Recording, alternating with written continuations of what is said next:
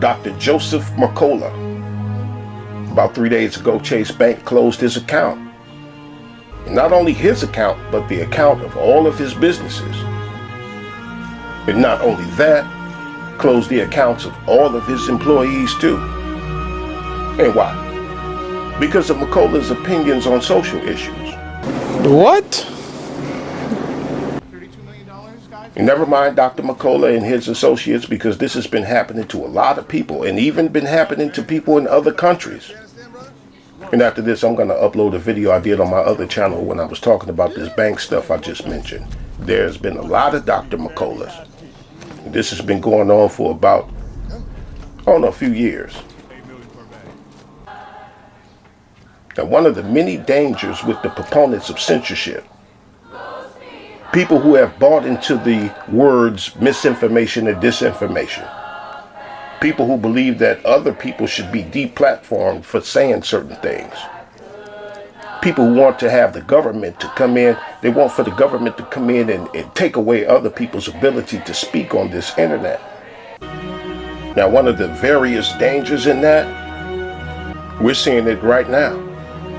Because what was it? About 3 weeks ago that Joe Biden and Bill Gates admitted or announced that they are trying to block out the sun.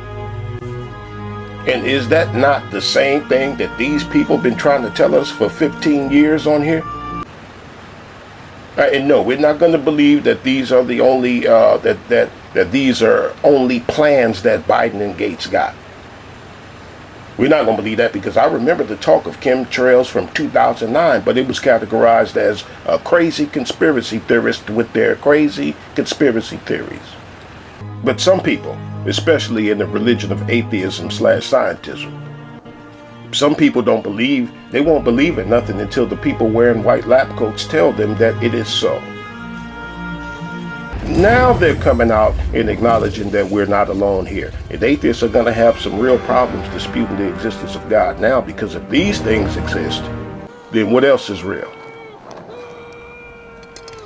Aliens.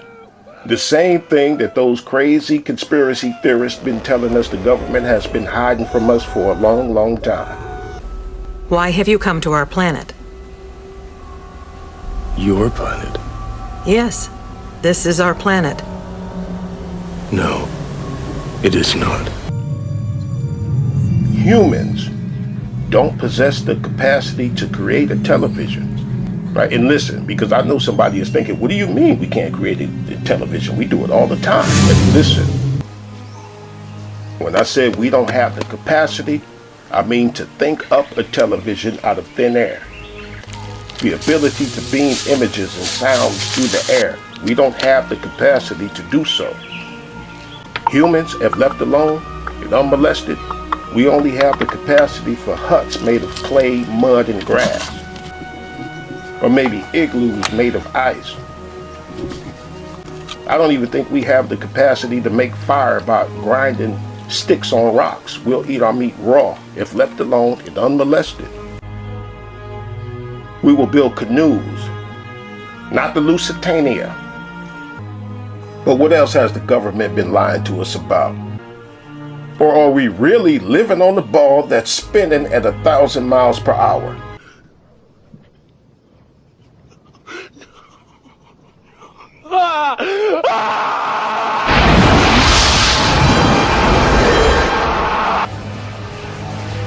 A ball spinning. What else have they been hiding? What else have they been up to in secret? One of the dangers of the proponents of censorship, and I have to edit this and keep it real short because she says some things that are worthy of deplatforming. About misinformation and like people opting out of being a part of the solution. We talked about all of this literally thousands of times. What do you think about the concept of this pandemic amnesty?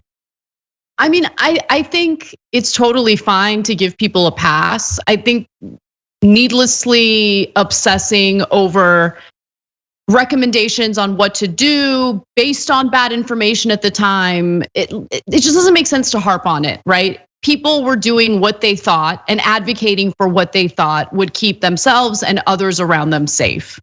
So I don't begrudge anyone for acknowledging that, hey, we were recommending things based on bad information, as long as there's an acknowledgement that there were mistakes, there was bad information, and they're willing to, recalibrate their approach moving forward.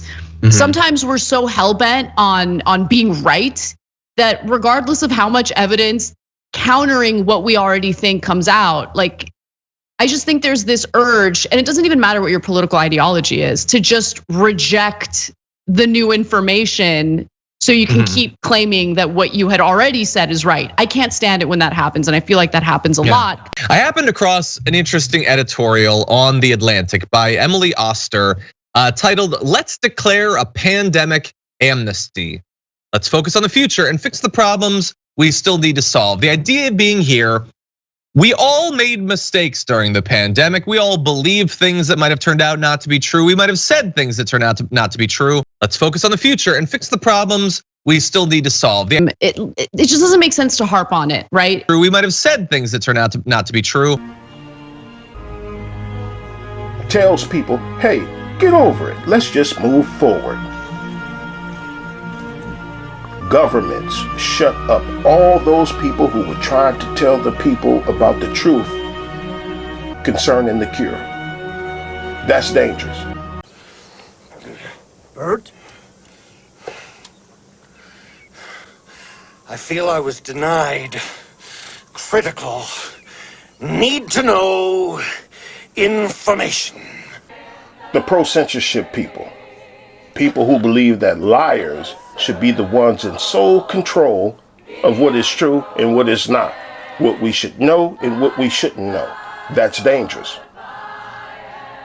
The pro-censorship people and government authorities and everything, of course, they operate behind the veil of protection.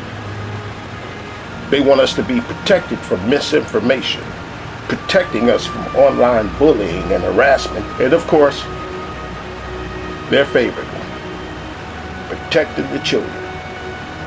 Those are the veils.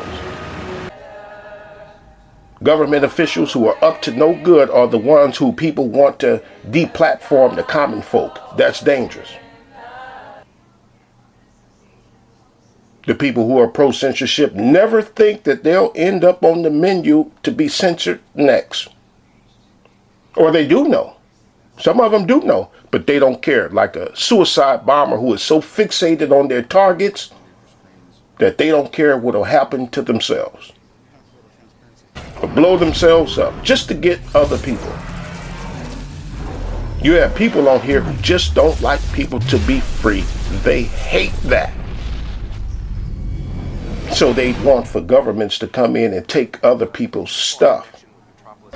Stuff like our ability to speak. And after this, I'm going to upload a video I did a while back talking about more of the dangers of being pro-censorship.